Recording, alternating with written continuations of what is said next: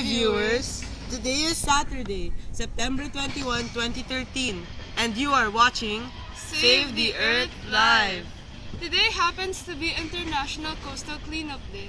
You know, I went snorkeling in Mindoro last weekend and I saw this wonderful place called Isla Verde. Hey, I know that place. Isla Verde is a few hours south of Manila. Separating Luzon from Mindoro, Isla Verde Passage is a marine corridor for about 100 by 20 kilometers. Here we find Verde Island. Underneath the waters is something fantastic. Indeed. Did you know that Isla Verde Passage is a biodiversity hotspot? In 2004, 1,736 marine species were recorded by scientists in a 10 by 10 kilometer area, including many threatened species. Isla Verde Passage was declared the center of the world's coral triangle by the scientists. The Coral Triangle is an area that covers only 2% of the world's oceans but contains 76% of the world's coral species. Yes, and in 2006, Isla Verde Passage was declared the center of the world's marine shorefish biodiversity.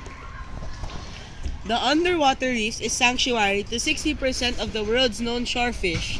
No other place in the world holds as many species of marine life, including many threatened species. It's too bad though. Despite its big splendor and worldwide significance, this sanctuary faces many threats.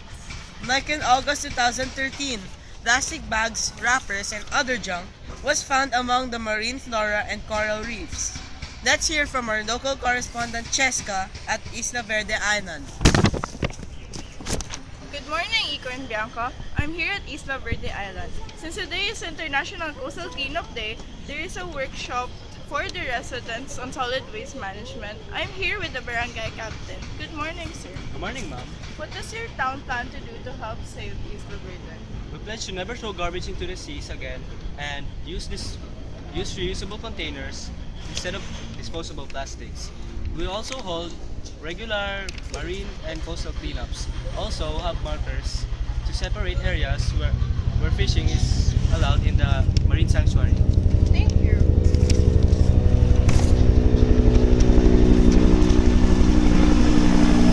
Your other plans to this biodiversity. It is a major route of ships and boats and garbage bags that thrown into the waters, ignoring local government regulations. There is a danger of oil spills from ships and some deliver oil to the many factories along the coast. Industrial plants effluent get dumped into the waters, and gases containing lead and sulfur dioxide are emitted from oil refineries and chemical plants. There is a proposal to build a 600 megawatt coal power plant in Batangas, which will require billions of gallons of water for its cooling system. Chemicals used in mining 1 to 2 kilometers away can leak out to the water. Household waste from nearby areas like Mindoro can reach up to places as far away as Manila Bay. Now back to the newsroom. Humans depend on ecosystems for food and survival just as all species are. Because of the interrelationships of ecosystems and the food chain, ultimately, the loss of one will affect humans. Plankton increase their carbon dioxide uptake in response to increased concentrations of dissolved carbon dioxide, and thus contribute to a dampening of the greenhouse effect. Less diverse communities are not as good at capturing biological... so sorry. Essential resources like sunlight, water, and nutrients. Having been blessed by this magnificent marine biodiversity is heaven sent, but with this gift comes a big responsibility: the protection and conservation of the Verde Island Passage.